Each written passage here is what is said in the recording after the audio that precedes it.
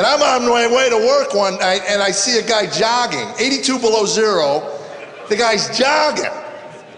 I have to tell you this from my heart. Never in my life have I had a stronger urge to run over another human being with my car. He would have thanked me, I know he would have. This guy's got a problem, he just don't know how to quit, that's all.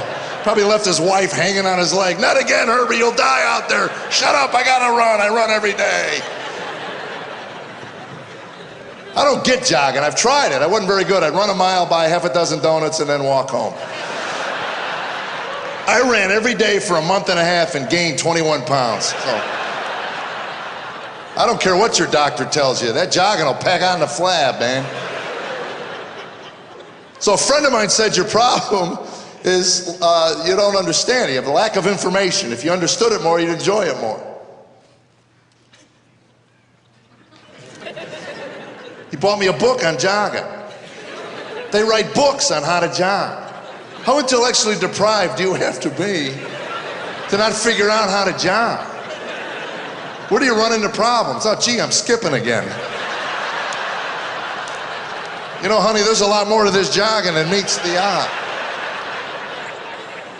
Are there people in America so dense they see runners on the horizon? How do they do that? There's got to be a book.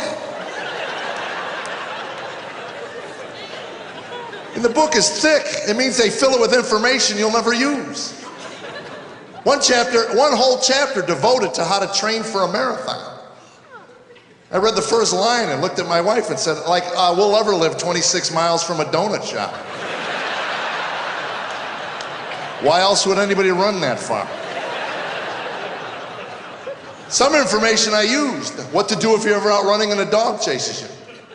That's right, that happens. And they tell you not to try to outrun the dog because the dog will catch you and bite you. So what you're supposed to do is when you hear the dog, you stop running, you turn around, you face the beast, point your finger at him so he knows you're talking to him.